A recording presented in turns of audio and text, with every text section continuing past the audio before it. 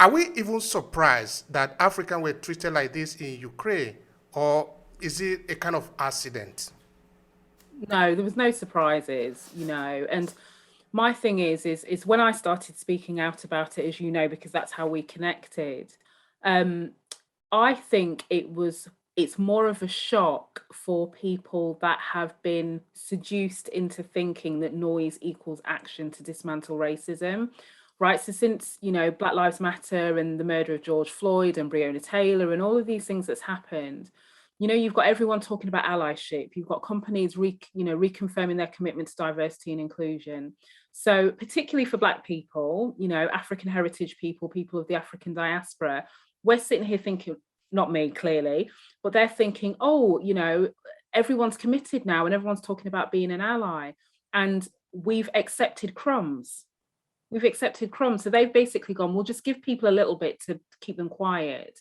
And then so when we saw what happened in Ukraine, but also on the Ukrainian border, look at Poland, look at Hungary. I'm going to excuse Romania because actually they stepped up to the plate. But when you look at the other neighboring countries, what that goes to show is, anyone who thinks that racism disappeared just because social media started reporting on it and people have, posted their hashtags and said, they want to be an ally, are sadly mistaken. And my personal view is that we as Black people, as Africans, as African Caribbeans, African diaspora, we're complicit in that because we've accepted these crumbs. So it's no surprise that this has happened. It happens every day. We just saw it as it's in its extreme version, if you like.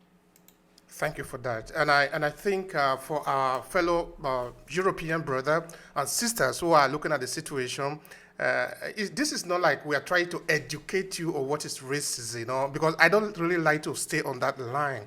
In fact, I used to accuse people of injustice instead of racism, as it were. No? Now, what I'm trying to ask you is how deep really is racism in the European system? It's so deep and so interwoven. And part of, and I think you made a really good point there, is that people get so distracted about racism as behavior. This person has done this and this person's treated me badly. It's like it's more than that. Racism is a system, right? And it's a system that was deliberately designed to ensure that white people stayed at the top of society and got consistent positive outcomes for them, and then everybody else had consistent unfavorable outcomes, right, with Black people being at the very bottom. So imagine that ladder.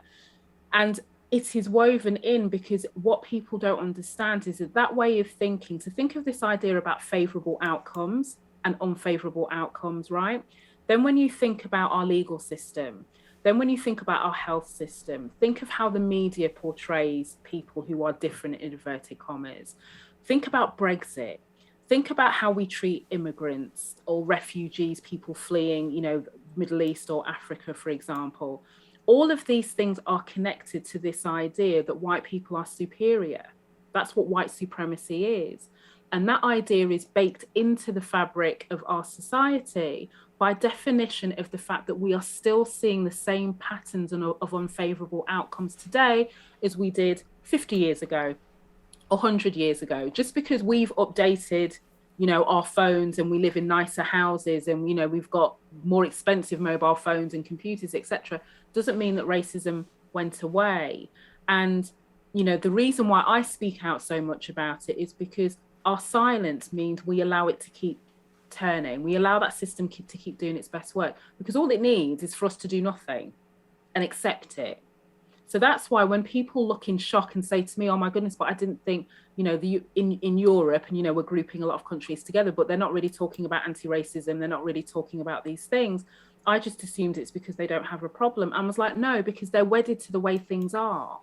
That's the difference. And the people who are most impacted collectively are probably not pushing hard enough, like what we've seen in the US or even in the UK. So that's the difference. It's there, it's just hiding. Looking at the demography that we're talking about just now, which is the Africa diaspora, this is a time that you are partly from Jamaica. You understand the story of Marcus Garvey. Now, a lot of people are asking White House to pardon Marcus Garvey. Now, the question now is that why I made mention of Marcus Garvey is that we should understand the importance of certain people in our history, the role they have played, people who have helped us to understand that all of us, we are one, we are going to survive together or we are going to perish together. So a time like this, a time like what the Ukraine have helped us, Africans in the diaspora and African at home, to understand what are we supposed to do about it? I think firstly, we need to start asking some questions of ourselves. Do you know what I mean? It's really easy to say, you know, the Ukrainians are really bad or the Polish are really bad because, you know, they didn't let the, you know, African or Black people through or Asian people through, right? But actually, day to day is where racism does its best work. So for everybody who's pointing fingers and going, that's really bad, my counter challenge is, what have you done in your sphere of influence to be able to, it's not even about allyship, it's just to do your best to dismantle racism. So what questions have you asked? Where have you used your voice? How have you amplified people who are using their voice? You know, so all of these things. And, you know, where have you stayed silent in the face of injustice, to your earlier point? Where have you not used your influence? Where have you accepted and not challenged? And so the role starts with us. You know, I always talk about this in the same way it started with me. I had to confront some really unpleasant home truths about myself to say, well, Shereen, you work in HR, you know racism has been a thing for your whole life. Why did you stay quiet? And I stayed quiet because I realized that I'd lived my life seeking the approval of white people because I associated white people with opportunity, with progress. So I'm thinking, providing I do enough to keep them happy, you know, so I'm not too vocal, I'm not too this, and I pull myself back from that and I nod my head. And even when I'm the victim of overt racism, I turn the other cheek. That's fine because that's what I have to do to get ahead, you know.